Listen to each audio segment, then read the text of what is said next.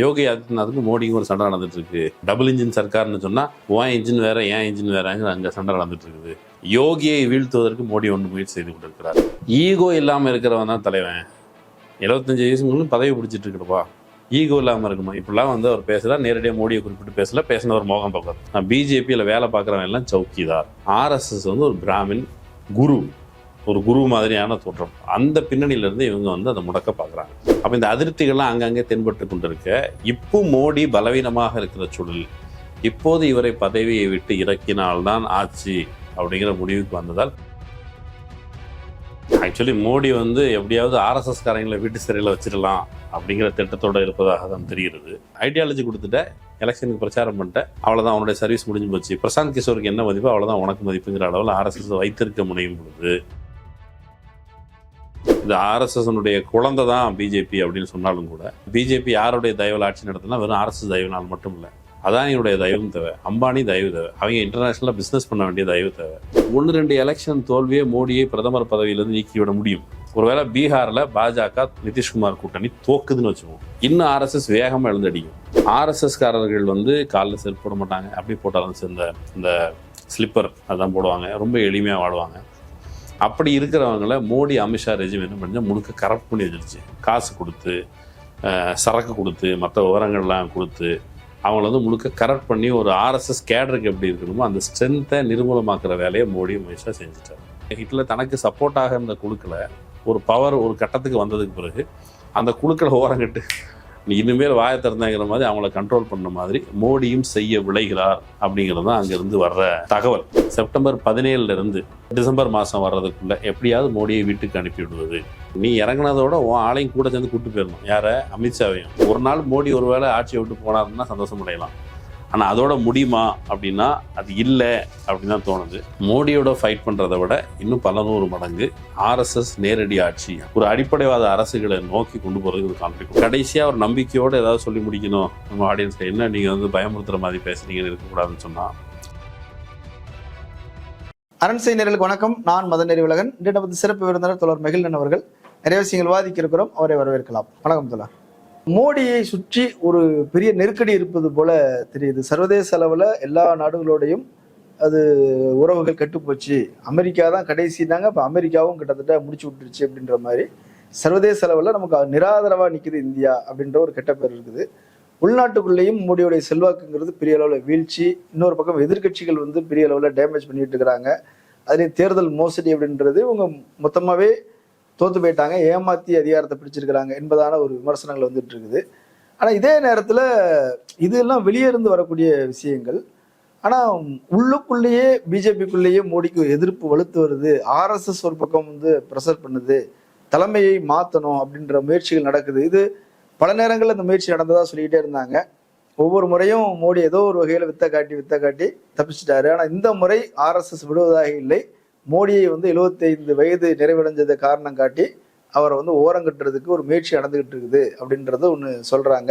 இன்னொரு பக்கம் துணை ஜனாதிபதி ஜெகதீப் தன்கர் அவர் வந்து திடீர்னு காணாம போயிட்டார். வீட்டில் வந்து ஒரு வீட்டு சிறையில் வச்சிருக்கிறாங்க. ஒரு முன்னாள் ஜனாதிபதி வீட்டு சிறையில் இருக்கிறார் அப்படின்றது வந்து ஒரு பெரிய சர்ச்சையா இருக்குது. என்னதான் நடந்துகிட்டு? ஆக்சுவலி மோடி வந்து எப்படியாவது ஆர்எஸ்எஸ் காரங்களை வீட்டு சிறையில் வச்சிடலாம் அப்படிங்கிற திட்டத்தோடு இருப்பதாக தான் தெரிகிறது. இப்போ இந்த குறிப்பிட்ட விஷயம் வந்து மோடியினுடைய பாப்புலாரிட்டி அது வந்து குறைந்து வருகிறதா அப்படின்னா, சமீப கால இப்போ வந்து ராகுல் காந்தி சமூக வலைதளங்கள் பேசுறது, அவன் பொதுவாக மக்கள் பிரச்சனைகளுக்காக வெளியே வந்து இந்த ஓட் ஷோரி தொடர்பாக பேசுனது, அதில் வந்து ராகுலுடைய பாப்புலாரிட்டி கெயின் இருக்குது. எப்பொழுதெல்லாம் மக்கள் பிரச்சனைகள் சார்ந்து ராகுல் பேசுகிறாரோ அப்பொழுது ராகுல் காந்தியினுடைய பாப்புலாரிட்டி அதிகமாகுது.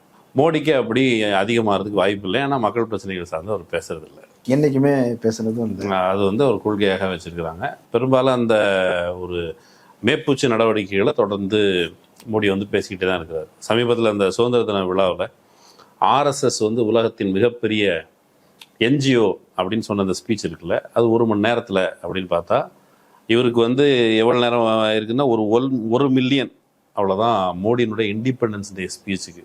ஒரு உயிர் கைகாலெலாம் தூக்கி இப்படி பேசின ஆக்ஷன் ஸ்பீச்சுக்கு 1 மணி நேரத்தில் 1 மில்லியன். ராகுலுக்கு அந்த மலையில் நின்னபடி கொடியேற்ற நிகழ்ச்சி காங்கிரஸினுடைய தலைமை அலுவலகம் நடந்துச்சு இல்லையா, அதுக்கு வந்து அதே 1 மணி நேரத்தில் 6 மில்லியன் வியூஸ், 1 மில்லியன் லைக்ஸ். அரண்சை நண்பர்களுக்கு வணக்கம். அரண்சை ஊடகம் சுயேட்சையாக இயங்குவதற்காகவே உருவாக்கப்பட்டது. நாம் செய்கிற வேலை உண்மையிலேயே மக்களுக்காக செய்கிறோம் என்பதை நீங்கள் நம்பினால், வாய்ப்பு இருந்தால் இந்த ரேசர் பே கியூஆர் கோடுக்குள்ளே நீங்கள் அதை ஸ்கேன் பண்ணி எங்களுக்கு உங்களால் இயன்றதை விருப்பம் இருந்தால் ஆதரவு தெரிவிக்கலாம். அப்புறம் ராகுல் காந்தி பேசுறதை ஒட்டி ஒரு வெளியில் ஒரு சர்ச்சை வருது அப்படின்னா என்ன அர்த்தம்னா, மோடியின் மீதான அழுத்தம் அதிகரிக்கிறது என்கிற பொருளையும் அதை புரிஞ்சுக்கலாம். மோடியை பொறுத்த அளவுக்கு மோடி எப்படி பதவிக்கு வந்தாருங்கிற ஒரு சின்ன ஸ்னிப்பெட், அதை பின்னாடி விரிவாக பேசுவோம். மோடி ஏற்கனவே ஆர்எஸ்எஸ்ஸால் நியமிக்கப்பட்டு, அவர் அதற்கு முன்னால் எந்த விதமான கான்ஸ்டியூஷனல் போஸ்ட், சட்ட ரீதியான எந்த விதமான பதவிகளும் வைத்திருக்கவில்லை. ஒரு ஆர்எஸ்எஸ் பிரச்சாரக்காக மட்டும்தான் இருந்தார். பிஜேபியினுடைய தேசிய செயலாளராக இருந்தார். அந்த உள்ளூர் அளவில் நடந்த சண்டையில் அவரை குஜராத் பிஜேபி அதை ஒதுக்கி வைக்குது. அந்த ஊருடைய கேசுபாய் பட்டேல் அவருடைய பெர்ஃபார்மன்ஸ் பத்தலை, எங்களுக்கு சாதகமாக இல்லை அப்படின்னு சொல்லி தான் கேசுபாய் பட்டேல் இடத்திற்கு மோடி நியமிக்கப்படுகிறார். அதுக்கு பிறகு நியமிக்கப்பட்டதற்கு பிறகு அவர் அந்த பிப்ரவரி மாதம் அந்த எலெக்ஷனில் ஜெயிக்கிறார். ஜெயிச்சதுக்கு சில வாரங்களில் கோத்ரா சம்பவம், அப்புறம் குஜராத்தில் இஸ்லாமிய மதச்சிறுபான்மையினருக்கு எதிராக கலவரம், அப்படி இப்போது அவருடைய ட்ராக் ரெக்கார்டு. அங்கேருந்து அவர் பிரதமராகி வந்திருக்கிறார். 2014 பிரதமர் ஆகும் பொழுது கூட அவர் நாடாளுமன்ற வளாகத்தில் அந்த பதவியேற்கும் பொழுது அவர் பேசும் பொழுது அப்படி கண்ணீர் மல்க பேசினார். அந்த வீடியோ வாய்ப்பு இருக்கிறவங்க போய் பாருங்கள். அந்த குறிப்பிட்ட தருணத்தில் அவர் என்ன சொல்வார்னா, 1 நூற்றாண்டு கால தியாகத்தின் பலனாக நான் இங்கே நிற்கிறேன் அப்படின்னு கண்ணீர் மல்க அவர் பேசுவார். அது 1 நூற்றாண்டு தியாகம், முன்னோர்கள், அதெல்லாம் சொன்னது வேறு யாரையும் பற்றி இல்லை, ஆர்எஸ்எஸ் பற்றி தான். வந்ததற்கு பிறகு 2014 ஆட்சிக்கு வந்ததுக்கு பிறகு பல்வேறு வகையான நடவடிக்கைகளும் எடுத்தபடியே இருக்கிறாங்க. இப்போ 370 ஆர்எஸ்எஸ்னுடைய கோர் அஜெண்டாவில் 370 அப்ளிகேஷன், அப்புறம் காமன் சிவில் கோட் இன்னும் கொண்டு வரல, அப்புறம் ராம ஜென்மபூமி, அந்த ராமருக்கு கோயில் கட்டுறதுங்கிற அவங்க வச்சிருந்த ஒரு அஜெண்டா. இந்த கோர் அஜெண்டாவை மெல்ல மெல்ல சிஏஎன்ஆர்சி, இந்த விஷயங்கள் எல்லாத்தையும் அமல்படுத்தி ஆர்எஸ்எஸ் தரப்பை தாஜா செய்தபடியே இருக்கிறார்.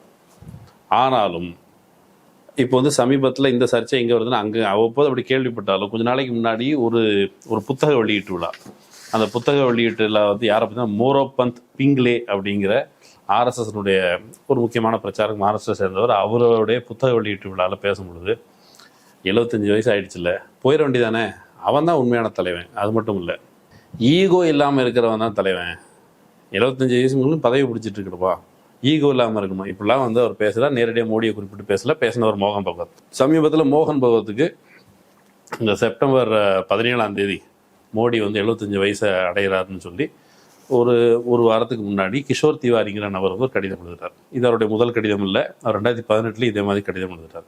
இப்போ எழுதுகிற கடிதம் அப்படின்னு கேட்டால், நிதின் கட்கரியை பிரதமராக்கிட்டு இப்போ ஏற்கனவே சர்வாதிகாரிகள் மோடி அமித்ஷா சர்வாதிகாரம் பண்ணுறாங்க, குஜராத்திகளுக்கு ஃபேவர் பண்ணுறாங்க, இப்படியான குற்றச்சாட்டுகள் வந்துட்டு இருக்குது.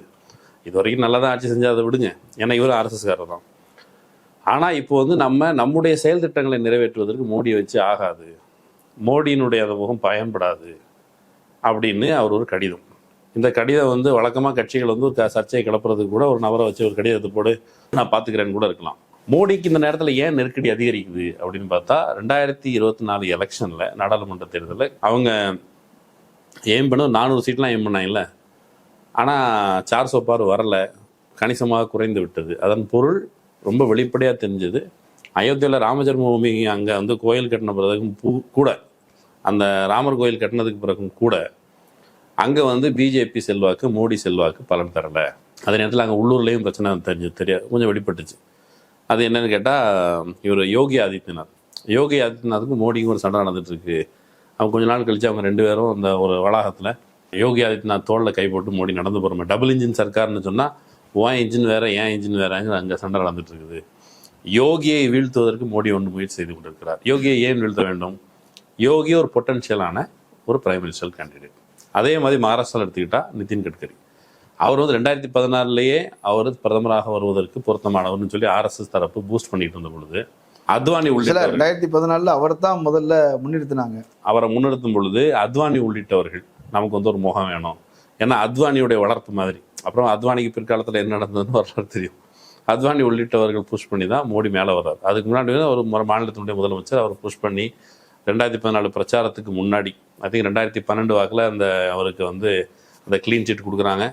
அவர் 2014 எலெக்ஷனில் அவரை சுற்றி ஒரு பூம் கிரியேட் பண்ணப்படுது. ஒரு ஓராண்டு காலம் அரசியல் பரப்புரைகள் மேற்கொள்ளப்படுது. அவர் ஒரு வளர்ச்சியின் நாயகன், மோடி மாடல், இந்த பரப்புரைகளின் வழியாக அவர் பூஸ்ட் செய்யப்படுகிறார்.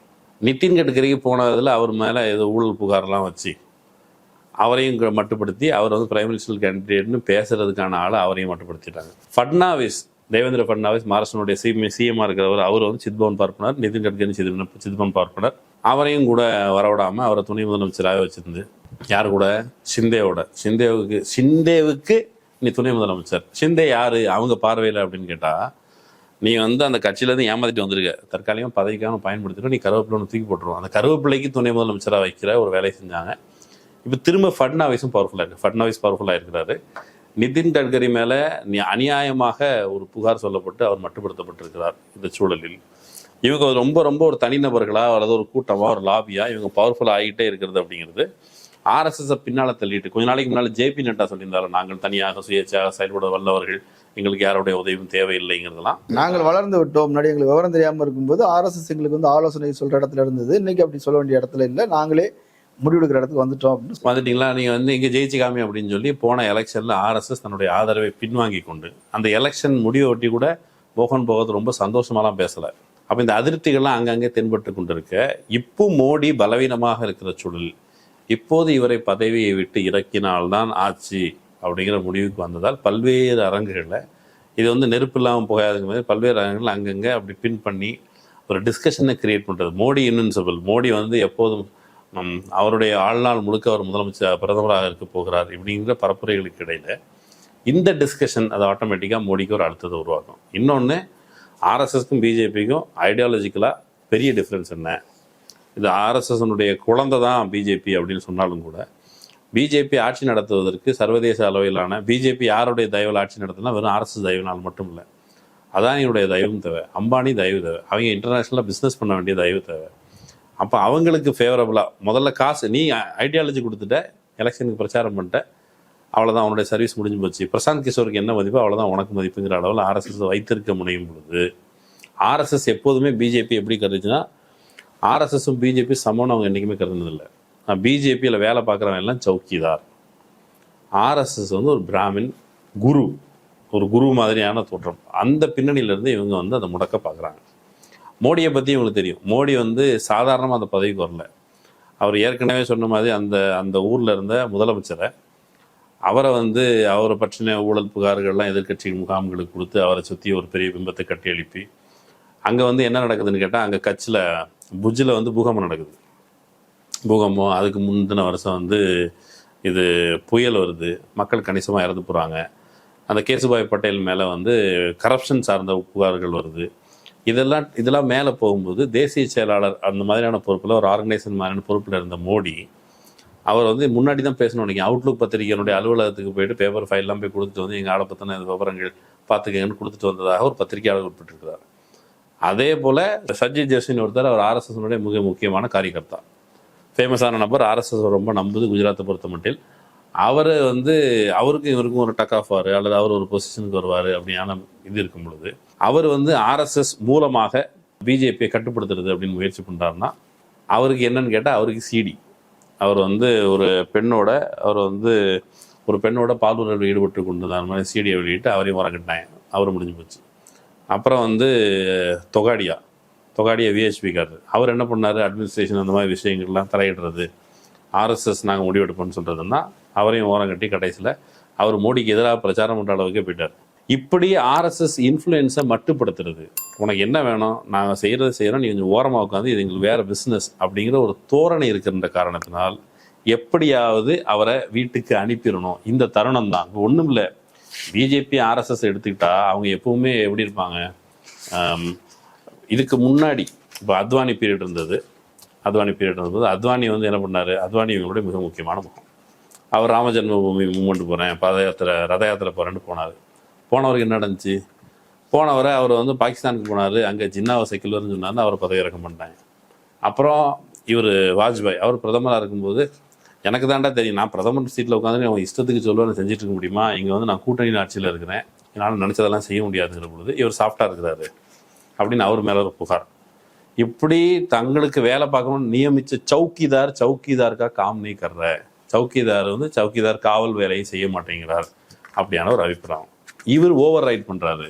இப்போ ஒரு ஆர்எஸ்எஸ்காரர் அவர் பேசும்போது என்கிட்ட என்ன சொன்னார், ஆர்எஸ்எஸ்காரர்கள் வந்து காலில் செருப்பு போட மாட்டாங்க, அப்படி போட்டாலும் இந்த ஸ்லிப்பர் அதான் போடுவாங்க, ரொம்ப எளிமையாக வாழுவாங்க. அப்படி இருக்கிறவங்கள மோடி அமித்ஷா ரெஜிம் என்ன பண்ணி முழுக்க கரப்ட் பண்ணி வச்சிருச்சு. காசு கொடுத்து, சரக்கு கொடுத்து, மற்ற விவரங்கள்லாம் கொடுத்து அவங்கள வந்து முழுக்க கரெக்ட் பண்ணி ஒரு ஆர்எஸ்எஸ் கேடருக்கு எப்படி இருக்கணுமோ அந்த ஸ்ட்ரென்த்தை நிர்மூலமாக்குற வேலையை மோடி அமித்ஷா செஞ்சுட்டார். அப்போ திரும்ப போக போக போக இந்த நெருக்கடியில் பதவியை இப்போ வந்து பதவி பவர் கரப்ட்ஸ் அப்படின்னு சொன்னால் பதவிக்கு போனதுக்கு பிறகு மெல்ல மெல்ல கரப்டாக தொடங்கிட்டாங்க. கொஞ்ச நாளைக்கு முன்னாடி அமித்ஷா வந்து இவர் மோகன் பகவத் வந்து மோடியை பார்க்கணும், போய் தகவல் சொல்லுங்கன்னு ஒரு தடவை போய் சொல்லிட்டு அனுப்பியிருக்காரு. அப்போது மோடி என்ன சொன்னாரா, சரி பார்க்கணும் வர சொல்லு அப்படின்ட்டு. அப்போ இவர் மோகன் பகவத்துக்கு என்ன, நான் வந்து சர்சஞ்சாலக், நான் இருக்கிறதுலே பெரிய ஆள், ஆர்எஸ்எஸ் பொறுத்தளவுக்கு சங்கத்தின் தலைவன், நான் உலகத் தலைவர் அவர். நீ வந்து யாரு, நீ ஒரு பிரச்சாரக், சாதாரண சேவக், நீ என்ன வந்து பார்க்கணுமா, நான் ஒன்று வந்து பார்க்கணுமா, இது அங்கே ஈகோ முட்டிச்சு. பவர் ஸ்ட்ரகிளில் இவன் மோகன் பகவத் வந்து இப்போ அந்த இடத்துல ஒரு பொசிஷன் பண்ணணும்.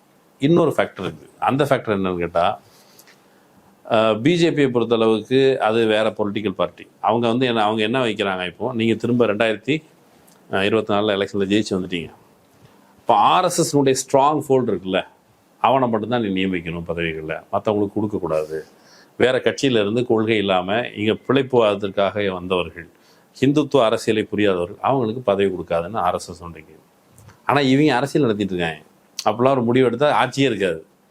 அப்போது இந்த ஹார்ட்லைனருக்கும் இவங்களுடைய ஆப்பர்ச்சுனிட்டிஸுக்கும் ஒரு சண்டை நடந்துட்டு இருக்குது.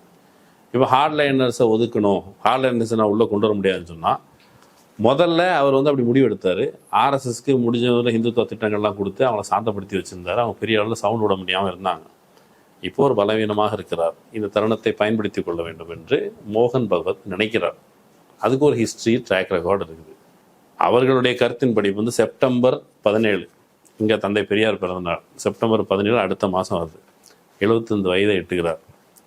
உள்ளே இருக்க மெஷினரிக்குள்ளே இப்போ மோடி வந்து அவருடைய பிம்பம் வந்து பயங்கர பெருசு அப்படிங்கிற பொழுது அதை வச்சு முடிஞ்ச அளவு பழைக்கலாம்னு நினைப்பாங்க. இப்போ இந்த பிம்பமே நமக்கு காரியத்துக்கு உதவாது அப்படிங்கிற பொழுது அந்த கட்சியில் இருக்கிற 2ஆம் கட்ட தலைவர்கள், 3ஆம் நிலை தலைவர்கள், கீழே இருக்கலாம் கூட எதுக்கு நான் இவருக்கு சேவகம் பண்ணணும்னு ஒரு கேள்வி வரும்ல. அந்த கேள்வியிலேருந்து சரி நீ ஒதுங்கிக்கோ, நீ ஆட்சி பண்ணிட்டலவா 11 வருஷம், நீ கொஞ்சம் ஒதுங்கி இல்லை, நானும் பார்க்குறேன், உனக்கு மட்டும்தான் ஆட்சி செய்ய தெரியுமா, நானும் தான் ஒரு ஆர்எஸ்எஸ்காரன், நான் ஆட்சி செய்வேங்கிற ஒரு அந்த இதுவும் உள்ளே இயங்குது. இப்போ மோடியுடைய பிரச்சனை என்னென்னா, அவர் இந்த தேர்தல் முறையை கை வைக்கிறதையும் இந்த நெருக்கடியும் நம்ம இணைச்சி பார்க்கலாம். அவர் ஒரு பக்கம் ஓட் ரிக்கிங் வேலை நடக்குது, இன்னொரு பக்கம் எலெக்ஷன் முறையிலேயே உத்தரவாதமாக ஜெயிப்பதற்கான வேலைகளை இவர் வந்து எஸ்ஐஆர் மாதிரியான நடவடிக்கைகள் வழியாக செய்கிறார். பாப்புலாரிட்டியை நிரூபித்து கொண்டே இருந்தால்தான் பிரச்சாரகர்கள் மோடிக்கு எதிராக பேச மாட்டாங்க. ஒருவேளை 1-2 எலெக்ஷன் தோல்வியே மோடியை பிரதமர் பதவியிலிருந்து நீக்கிவிட முடியும். ஒருவேளை பீகாரில் பாஜக நிதிஷ்குமார் கூட்டணி தோக்குதுன்னு வச்சுக்கோங்க, இன்னும் ஆர்எஸ்எஸ் வேகமாக எழுந்தடிக்கும். அப்போது அந்த எலெக்ஷனை பிஜேபி என் தலைமையில் வெல்கிறது அப்படிங்கிற பிம்பத்தை கொடுக்க வேண்டியது மோடிக்கு ஏற்பட்டிருக்க நெருக்கடி. அப்போ அது எப்படி ஜெயிக்கிறது? எஸ்ஐஆர் போடு, நமக்கு எதிராக ஓட்டு போடுறோம் கொஞ்சம் ஒதுக்கி வை, இந்த ஒரு எலெக்ஷனுக்கு எவனும் ஓட்டு போட வேண்டாம். அதுக்கு பிறகு என்ன பண்ணிடலாம், நாம் வந்து அந்த அமைதிப்படையில் உண்டு இல்லை கட்டம் கட்டி உஸ்ஸுன்ட்டு, அதே மாதிரி அடுத்த அளவு பிரசிடென்ஷியல் ஃபார்ம் ஆஃப் எலெக்ஷனுக்கு போயிட்டா, இங்கே அமெரிக்காவில் இருக்குமா ஆகிட்டா, புட்டின் அங்கே பண்ணுற மாதிரி ஆகிட்டா, நாம் வந்து அதுக்கு பிறகு நம்மளே ஆர்எஸ்எஸ்ஸாகவே எவனாவது ஹிட்லர் தனக்கு சப்போர்ட்டாக இருந்த குழுக்களை ஒரு பவர் ஒரு கட்டத்துக்கு வந்ததுக்கு பிறகு அந்த குழுக்களை ஓரங்கட்டு நீ இனிமேல் வாயை திறந்தாங்கிற மாதிரி அவங்கள கண்ட்ரோல் பண்ண மாதிரி மோடியும் செய்ய விளைகிறார் அப்படிங்கிறது தான் அங்கேருந்து வர்ற தகவல். ஜனாதிபதி அப்படின்றது ஒரு அதிகாரமிக்க பதவியாக மாற்றி அதில் வந்து மோடி போய் உட்காந்துக்கிறது. பக்கத்தில் ஸ்ரீலங்காவில் நம்ம பார்க்கலையா, எந்த ஊரில் பார்க்கல, அது இங்கே நடக்கவே நடக்காது அப்படிங்கிறதுக்கு எந்த விதமான உத்தரவாதமும் இல்லை. இன்னொன்று, ஆர்எஸ்எஸ் வந்து கடந்த 2024-25 காலகட்டத்தில் கூட 28 மாநிலங்கள் 8 யூனியன் டெரிட்டரிஸ் இந்த பகுதிகளில் தலைவரை நியமிப்பது அப்படிங்கிற ஒரு வேலையை பிஜேபி ஆர்எஸ்எஸ் செய்யுது. அதில் கிட்டத்தட்ட 28 மாநிலங்கள் அப்படிங்கிறதுல வந்து இவங்க தங்களுடைய செல்வாக்கை நிலைநிறுத்துவதில் அவர்கள் வெற்றி பெற்றிருக்கிறார்கள். இன்னும் சில அதில் யூனியன் டெரிட்டரிலாம் போக உத்தரப்பிரதேஷ், கர்நாடகா, குஜராத், ஜார்க்கண்ட், டெல்லி, ஹரியானாவில் நியமனமாக வந்துக்கிட்டு இருக்குது. அதுலேயும் வந்து நேரடியாக ஆர்எஸ்எஸ் தலையீடு இருக்கிறது. தலையீட்டின் வழியாக எல்லாம் நியமிக்கணும்னா கிரவுண்டை தனக்கு சாதகமாக ஆர்எஸ்எஸ் பயன்படுத்தி கொண்டிருக்கிறது அப்போ அந்த வேலையை தொடர்ச்சியாக செஞ்சு கொடுத்துருக்க மோடிக்கு கிளி கிளப்புகிற வேலையை இவங்க செஞ்சிட்டு இருக்கிறாங்க. எப்படியாவது வர்ற செப்டம்பர் 17 நமக்கு சொன்ன ஒரு முக்கியமான நபர் தான் சொன்னார், செப்டம்பர் 17 டிசம்பர் மாதம் வர்றதுக்குள்ள எப்படியாவது மோடியை வீட்டுக்கு அனுப்பி விடுவது, நேரடியாக நிதின் கட்கரி அல்லது இவர் தேவேந்திர ஃபட்னாவிஸ் போன்றவர்களை பிரதமராக்குவதுன்னு ஒரு திட்டம் இருப்பதாக ஒரு தகவல் சோர்ஸ். இப்போ அந்த தேவேந்திர ஃபட்னாவிஸையும் நிதின் கட்கரியும் ஒரு டீலிங் நடந்ததாக ஒரு தகவல். அது என்னன்னு கேட்டால், மோடி தரப்புக்கு போய் நீ இனிமேல் பிஎம் இருக்கக்கூடாதுன்னு ஆர்எஸ்எஸ் சொல்ல, சரி ஓகே அப்போ யார் அப்படின்னா நிதின் கட்கரி வரக்கூடாது அப்படின்னு இவர் கேட்டதாகவும், சரி ஓகே நிதின் கட்கரி வரமாட்டார், ஆனால் அடுத்த நீன்னு இன்னொரு உத்தரவாதம் கொடுக்கணும், நீ இறங்கினதோட உன் ஆளையும் கூட சேர்ந்து கூப்பிட்டு போயிடணும், யாரை அமித்ஷாவும் வரக்கூடாது, நிதின் கட்கரி வரமாட்டாது. அப்போ இதுக்கு வெளியில் இருக்கிற நபர் யாருன்னா அவர் தேவேந்திர ஃபட்னாவிஸ் ஒரு பொட்டன்ஷியலான ஆளு. தேவேந்திர ஃபட்னாவிஸ் ஏன் 1818 அந்த மாதிரி காலகட்டத்தில் பிரிட்டிஷார் வந்து அவங்ககிட்ட இருந்து ஆட்சியை வாங்குறாங்க, யார்கிட்ட இருந்து பேஷ்வாக்கள் இருந்து ஆட்சியை வாங்கினா பிடுங்குறாங்க. இப்போ வந்து நீங்கள் வாங்கிட்டீங்க, நீங்கள் வச்சுருக்கீங்க, போகும்போது நம்மகிட்ட கொடுத்து போயிருங்க, இவங்க போகும்போது நம்மகிட்ட கொடுத்துட்டு போயிடுவாங்கன்னு ஒரு நப்பாசையில் இருந்த பொழுது பேஷ்வாக்கள் என்ன பண்ணாங்க, இந்தியாவில் நம்ம திருவிதாங்கூர் சமஸ்தானம் மாதிரி ரொம்ப கொடூரமான ஒரு பகுதி, பார்ப்பனியம் வந்து தலைவிரித்தாடிய ஒரு பகுதி, சிவாஜியே ஆண்டு கொண்டிருந்தாலும் சிவாஜி போய் சிவாஜிக்கு அவ்வளோ பாடுபடுத்தினாங்க, சிவாஜிக்கு பிறகு அவங்க ரொம்ப கொடூரமான ஆட்சி நடத்தினாங்க. ஏற்கனவே சொன்ன மாதிரி கஞ்சி கலையத்தங்க கட்டிக்கிறது, இடுப்பில் விளக்கமாத்த கட்டிக்கிறது உட்பட ரொம்ப கொடூரமான அடக்குமுறைகள். அவர்கள் ஆங்கிலேயர்கள் 1947 வெளியும் போது ஆட்சியை கொடுத்துட்டு போவான்னு நினச்சாங்க, கொடுத்துட்டு போகலை. அப்புறம் அரசியல் சட்டம் வேறு செக்குலரு அந்த மாநிலம் போயிடுச்சு, சோசியலிசம் சார்ந்து அதை உள்ளடக்கமாக வைத்து அரசியல் சாசனம் எழுதப்படுது, அனைவருக்கும் வாக்குரிமை. இவங்களுக்கு அனைவருக்கும் வாக்குரிமைகள் கண்ணோட்டத்திலே கிடையாது. எல்லாருக்கும் எதுக்கு வாக்குரிமை?